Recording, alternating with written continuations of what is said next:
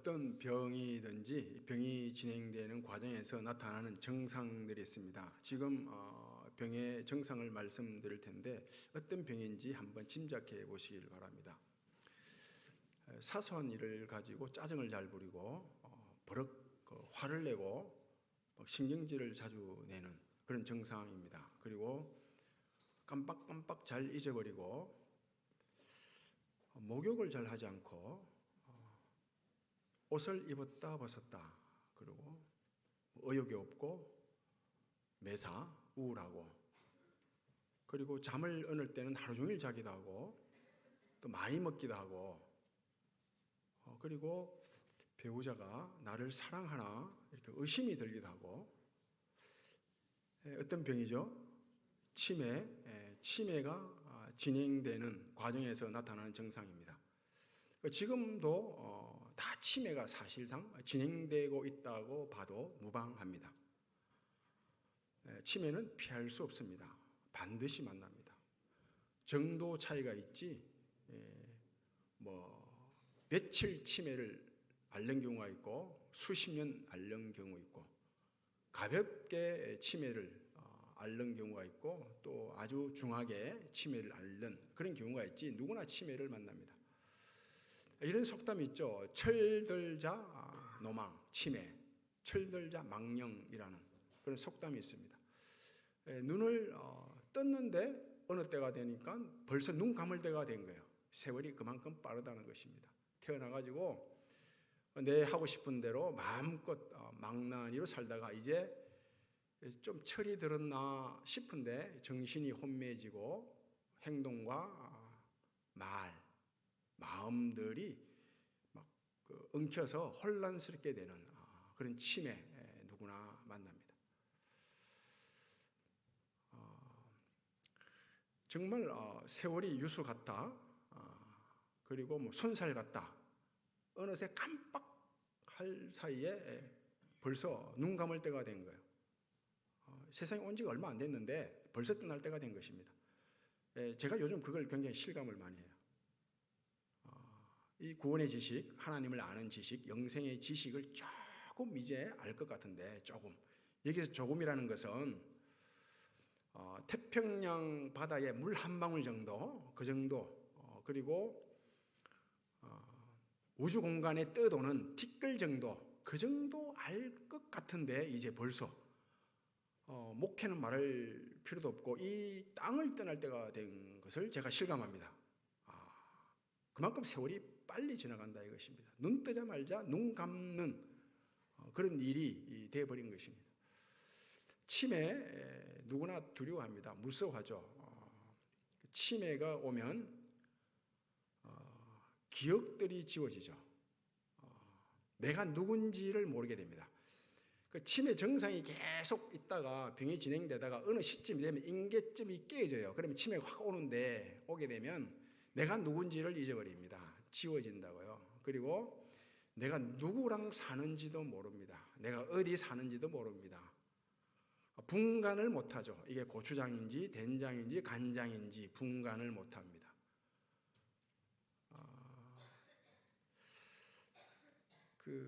치매가 이처럼 무섭고 두렵습니다. 그런데 이 치매보다 더 무섭고 두려운 게 있죠. 그게 죽음 아닙니까? 죽음. 어떤 고통도 죽지 않으면 고통이 아니죠. 어떤 문제도 더 이상 죽지 않는다 하면 그건 문제가 아닙니다. 어떤 문제도 고통도 시간과 함께 다 사라지고 해결되는데 이 죽음은 그렇지 않습니다. 죽음은 사라지지 않습니다. 치매가 오면 다 지워진다고 했죠. 내가 지금 살고 있는 이곳이 이생인지 저생인지도 잘 몰라요. 오락가락합니다. 치매가 오면. 그러다 보니 이 죽음이 무시무시한 공포인데 이 죽음의 공포까지 잊어버리게 만드는 것이 바로 치매입니다. 그 치매가 오지 않으면 죽음의 문턱을 넘어설 수가 없습니다. 죽음이 주는 무지막지한 두려움, 공포, 이겨낼 수 없다고요. 그걸 이겨내게 하는 게 바로 치매예요. 그래서 치매는 어떤 면에서 하나님이 우리 인간에게 마지막 준 선물이에요. 선물이라고요. 그 치매를 통해서 모든 죽음의 공포를 다 이겨내고 죽음의 다리를 건너가게 되는 것입니다. 그래서 치매를 두려워하지 마시고 치매는 자연스럽게 오는 것이다. 노화 과정에서 치매가 오고, 그리고 이 노화의 종착역이 바로 치매거든요. 그래서 치매를 두려워하지 말라라고 성경은 말합니다. 치매를 두려워하지 말고 오히려 죽음 이후에 심판하실 우리의 몸과 영혼을 충분히 지옥에도 엮고 천국에도 데려가시는 하나님을 두려워하라, 이렇게 말씀하죠. 치매를 자연스럽게 받아들여야 치매는 당연히 오는 것이다. 자연스럽게 받아들여야 치매 앓는 기간이 짧고 그 치매를 가볍게 앓습니다. 틀림없습니다. 치매 걸리면 어쩌나 조바심내고 불안해하고 두려워하고 치매의 강박관념을 가지고 살아가면 오히려 치매가 심하게 온다고요. 불안에 떨면 그 치매를 쉽게 자연스럽게 당연한 것이다, 이렇게 받아들여야 우리 은퇴하신 권사님들, 장로님들 늘 기도 제목이 그것 아닙니까? 저녁에 천수를 누리다가, 하나님이 정한 수 천수를 누리다가 저녁에 밥 잘 먹고 아침에 눈 뜨면 천국. 그 얼마나 좋아요. 그런 복을 누릴 수 있다고요. 그죠? 치매를 두려워하지 마시고, 걱정하지 마시고, 불안에 떨지 마시고 자연스럽게 받아들이셔야 됩니다. 그 애 낳아서 최소한 3년 동안 애 기저귀 다 갈아줬잖아요. 그죠? 그러면 이 자식이 이제 부모 기저귀 다 갈아줘야죠. 그거 당연한 것 아닙니까? 당연한 거예요. 옛날 마을 원님도 부모 요강만큼은 종에게 시키지 않고, 하인에게 시키지 않고 본인이 직접 다 비웠어요. 그 자식이 부모 뒷바라지 수발 다 해야 되는 것입니다. 이게 인지상정입니다. 왜 자식을 그렇게 키웠잖아요. 다 똥아줌 용변 다 치우고 가리고 닦고 씻고 다 했지 않습니까? 그 자식이 하셔야죠. 마지막에.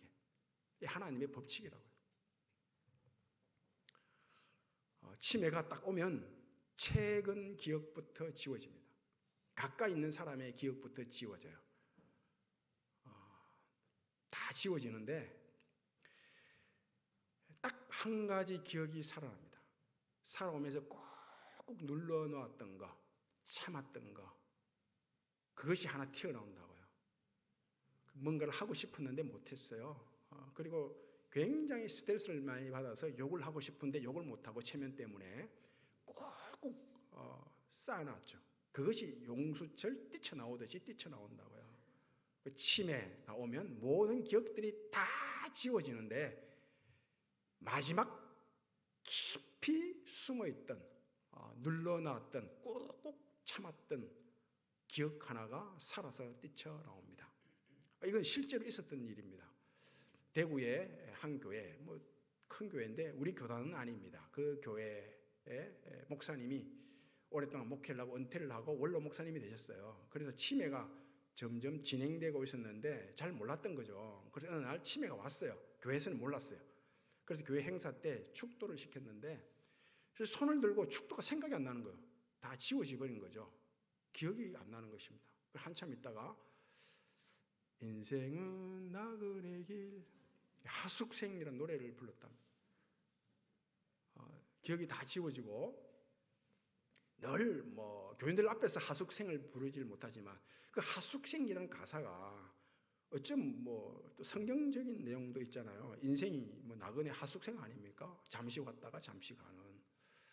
그 노래를 많이 불렀던 모양이에요. 그게 꼭 눌러놨는데 그게 뛰쳐나온 거죠. 치매가 오면 모든 기억들은 다 지워지고 이성과 의식이 다 중단되고 마비되는 거예요. 그러나 한 가지 기억, 꼭 눌러놨던 한 가지 기억이 살아서 뛰쳐나옵니다. 누가복음 15장의 둘째 아들, 치매가 왔어요.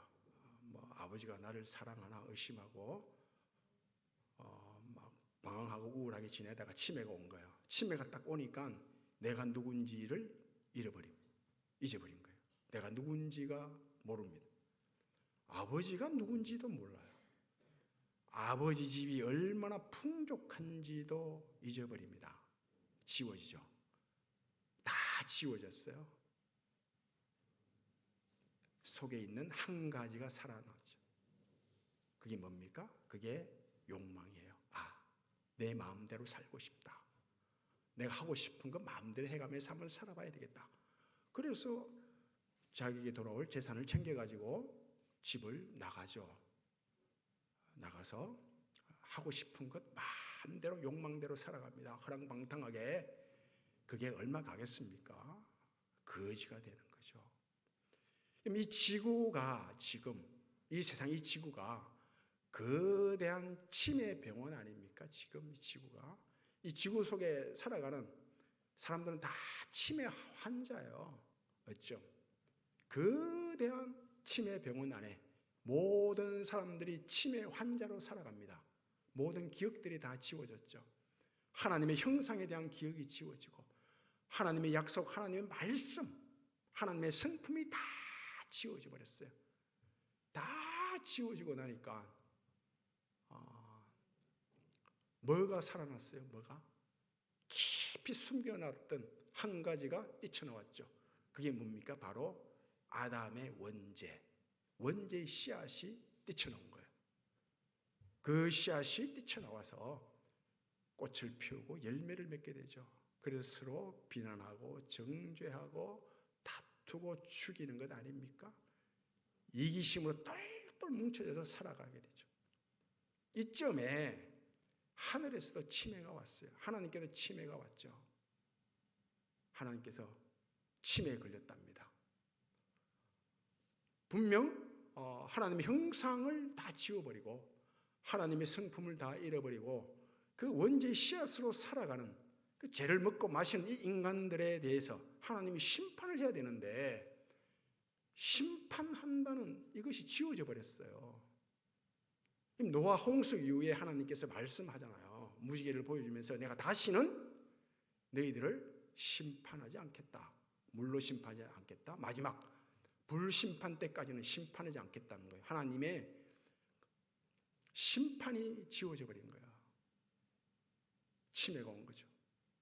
그러자 하나님 속에 깊숙이 감추어 두었던 꾹꾹 눌러놨던 한 가지가 뛰쳐나왔죠. 그 한 가지. 그 한 가지가 무엇입니까? 그것이 바로 오늘 본문이에요. 그리스도 안에서 하늘에 속한 모든 신령한 복, 곧 창세전에 그리스도 안에서 우리를 거룩하고 흠이 없게 하시려고 하나님의 아들이 되게 하는 이 모든 신령한 복, 이 복이 뛰쳐나온 거예요. 이 복을 가지고 친히 예수님께서 치매 환자가 되어 이 거대한 치매 병원에 찾아온 거예요. 그럼 치매 병원 안에는 치매 환자 말고는 들어갈 수가 없죠. 직접 들어온 거예요. 하나님의 놀라운 구원 계획을 가지고 들어오신 거예요. 십자가의 죽음과 부활이라는 하나님의 구원 계획을 가지고 주님께서 치매 병원 안에 치매 환자들이 득실거리는 이 병원 안으로 들어오신 거죠. 이렇게 말씀하시죠. 그런 근본 하나님의 본체시나 하나님과 동등됨을 여기지 아니하시고 오히려 자기를 비워 종의 형체를 가지사 사람들과 같이 되셨고 사람의 모양으로 나타나사 자기를 낮추시고 죽기까지 복종하셨으니 곧 십자가에 죽으심이라 이렇게 말씀한다고요. 직접 오셨다고요. 모든 신령한 복을 가지고 딱 한 가지 기억, 모든 심판 사망을 다 지워버리고 모든 신령한 복을 가지고 찾아왔다고요. 이 하늘에 속한 창세전에 미리 준비된 하늘에 속한 이 모든 신령한 복을 둘째 아들에게 주셨죠. 둘째 아들에게 이 신령한 복을 주니까 이 둘째 아들이 내가 누군지를 알게 되었다고요. 내가 누군가? 아버지의 아들이 아닌가? 그리고 아버지가 어떤 분인지도 알게 됐어요. 이 모든 신령한 복을 얻고 보니. 그리고 아버지 집이 얼마나 풍족한가 이것도 알게 됐다고요. 그러니 마침 아버지 집으로 가는 길이 보이는 거예요. 그 길을 따라 가죠. 가서 아버지 품에 안겨서 이 아들이 아버지 아들이라 일컬을 자격조차 없는 놈입니다. 그러자 아버지께서 아니다, 내 아들이다. 그 어서라는 단어가 생략되어 있는데 이 어서는 창세전에 준비되어 있었던 복이라는 뜻이에요. 어서. 하나님이 창세전에 준비되어 있던 복을 어서 주고서도 안 달랐다는 거예요. 안달. 어서 제일 좋은 옷을 입혀라. 손에 가락지를 끼우라. 신의 발을 심겨라. 살찐 송아지를 잡아 풍악을 울려라. 그런다고요. 바로 치매 사랑이에요. 하나님의 치매 사랑. 광야는 하나에서 열까지 다 불편한 곳이죠. 광야 생활 굉장히 불편하지 않습니까? 고통스럽죠. 이 광야에서 아이를 낳는 일은 더 고통스럽죠. 아이 낳는 일도 그 해산의 고통, 엄청난 고통인데 광야에서 낳는 거예요. 광야에서 이스라엘 백성들이 이 산모가 아이를 낳으면 아들을 낳으면 40일, 그리고 딸을 낳으면 80일, 절대 부정한 기간을 포함해서 40일, 80일을 절대 부정한 기간이라고 해서 접근 금지, 우리로 치면 자식 아이 놓으면 금줄 치잖아요. 대문에 금줄 쳐서 그 새끼줄에 고추를 끼워 넣고 그다음에 숯을 끼워 넣고 그리고 솔가지를 끼워 넣는데 접근 금지 시키는 거예요. 이거 산모로 하여금 쉬도록 하는 거죠.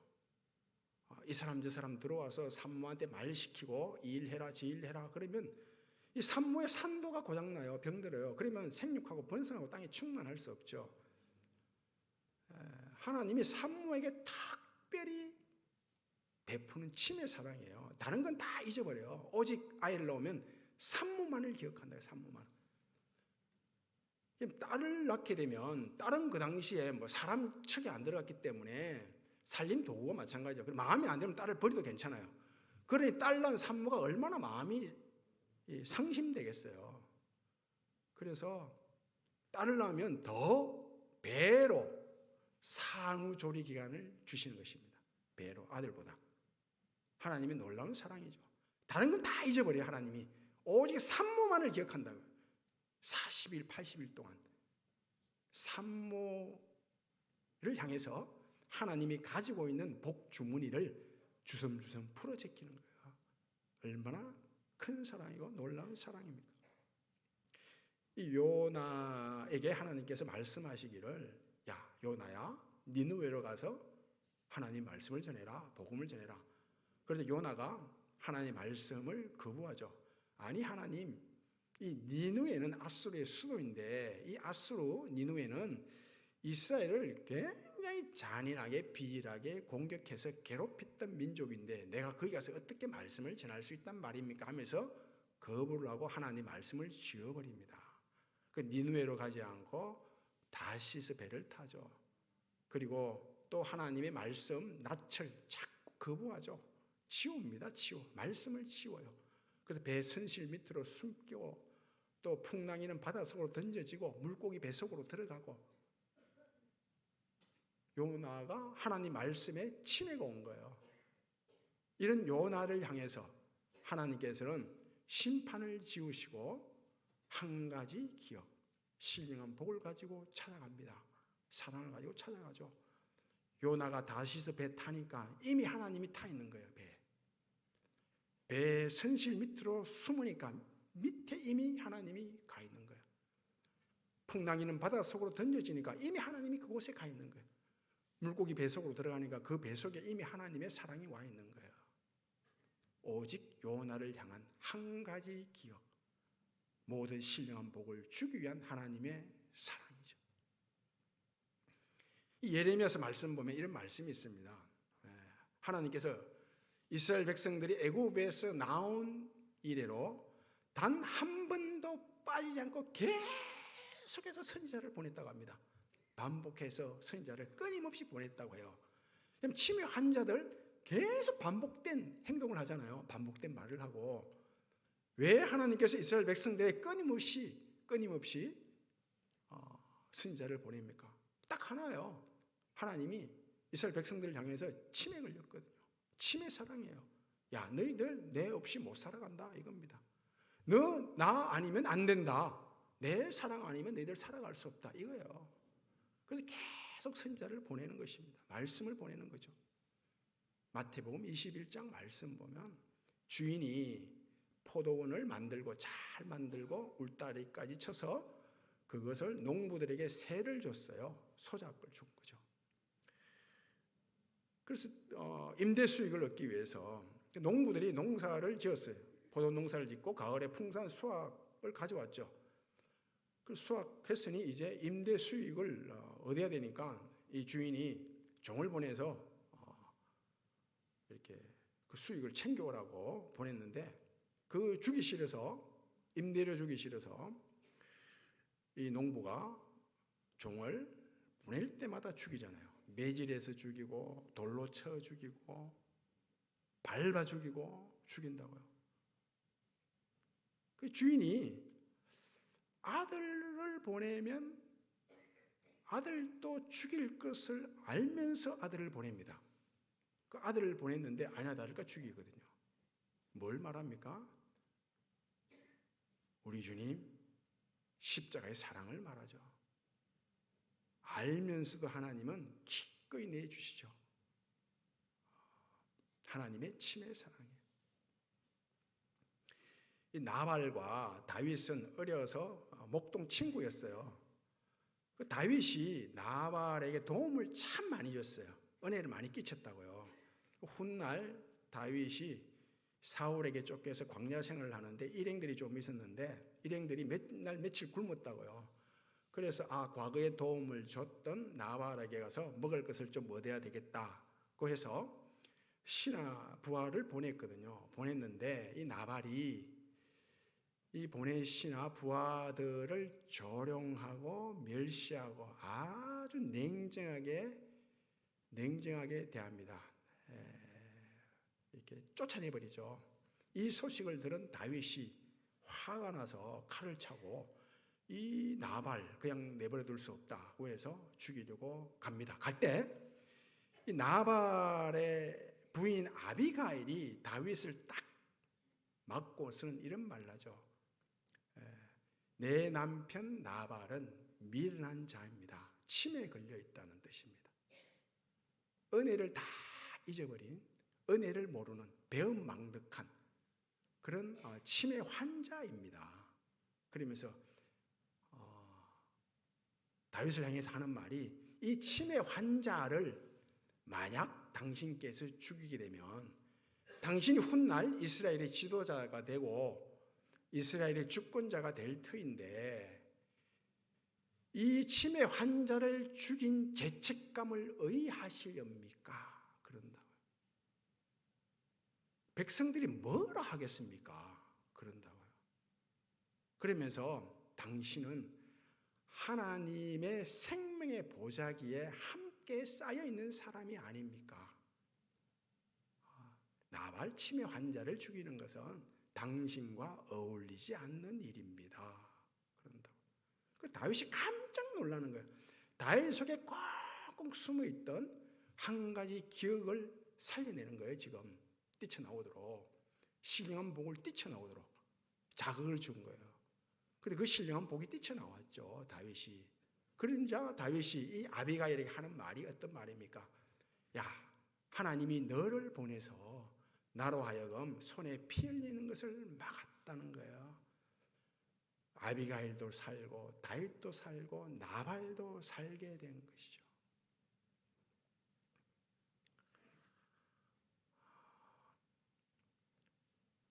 치매는 누구에게나 오고 만날 수밖에 없는데 그 치매를 통해서 죽음의 공포를 다 이겨내고 또 죽음의 다리를 건너가게 되죠. 그러면 우리의 몸의 부활과 우리의 영생은 어떻게 됩니까? 그 죽게 되면 그 시신을 다 화장장 화로에 태우지 않습니까? 묻든지 땅에 묻으면 다 썩어 없어지고 그 한 줌의 죄가 되는데 우리의 몸의 부활, 영생은 어떻게 됩니까? 할 때는 하나님의 가장 강력한 기억 속에 있기 때문에 부활합니다. 우리가 신령한 몸으로 부활하고 그 신령한 몸이, 천사와 같은 몸이 영생을 누리게 되는 거죠. 하나님의 가장 강력한 기억 속에, 그 창세전에 예비하고 어서 주려고 준비했던 모든 신령한 복 때문에, 그 기억 때문에 우리가 몸이 부활하고 영생을 누리게 되는 것입니다. 그 하나님의 침의 사랑을 제일 잘 보여주는 말씀이 이사야서에 나오죠. 이사야서 43장 25절입니다. 43장 25절. 곧 나는 나를 위하여 내 허물을 지우는 자니 너의 죄를 내가 기억하지 아니하리라. 다 지워버리는 거예요. 치매 환자가 되어 하나님께서. 그리고 이어서 48장 11절에요. 나는 또 나를 위하여 이룰 것이라. 어찌 내 영광을 욕되게 하리요. 내 영광을 다른 이에게 주지 않고 너에게 줄 것이라. 이렇게 말씀한다고요. 마지막 때가 되면 모든 기억들이 다 지워지죠. 치매가 와서 다 지워진다고요. 마지막 인생의 황혼역이 되면 야, 너 어느 학교 나왔나? 너 대학 나왔나? 이런 거 안 묻습니다. 그죠? 그게 생각도 안 나요. 내 집이 평수가 몇 평이고 내 차가 어떤 차고 이런 거 묻지도 않고 생각도 안 나요. 가장 강력한 것 하나가 생각나죠. 나 같은 죄인이 하나님의 은혜로 하나님의 사랑을 받아 하나님의 자녀가 되어 일평생 하나님을 사랑하면서 살아온 이 사랑의 흔적이 뛰쳐나오게 됩니다. 이 하나님의 침의 사랑을 알면 내가 이제 살아도 내가 산 것이 아니고 내 안에 그리스도께서 살고 내가 그리스도 예수 안에, 그리스도 예수가 내 안에, 내가 이제 주님의 것이다 라는 걸 알게 되죠. 내가 누군지를 알게 돼요. 내가 하나님의 사랑받는 자녀구나. 그리고 하나님이 어떤 분인지를 알게 됩니다. 아버지 집이 얼마나 풍족한지를 알게 되고 그 길을 알게 되죠. 그 길을. 그 길에서 길 대신 주님께 묻게 되죠. 주님, 이 길이 천국 본향 가는 길입니까? 몸이 부활하고 영생을 누리는 길입니까? 그걸 묻게 된다고요. 하나님의 이 놀라운 침의 사랑, 이 침의 사랑을 기억해서 내가 누군지를 알고 하나님이 어떤 분이며 아버지 집이 얼마나 풍족한지를 알아 그 길을 따라 살아가는 은혜가 있기를 바랍니다. 아버지 하나님 감사합니다.